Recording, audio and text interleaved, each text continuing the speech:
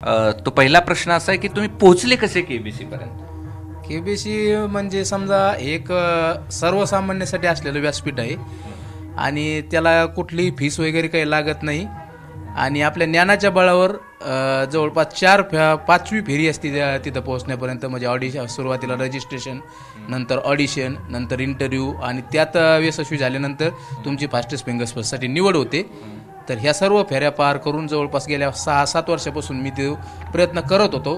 प्रत्येक वेळेस अपयशही आलं आहे. पहिले 2-3 वर्ष तर दुसऱ्या फेरीसाठी कॉल आला नाही. 2022ला ऑडिशन इंटरव्ह्यूपर्यंत पोहोचलो, परंतु फायनल कॉल काही मिळाला नाही.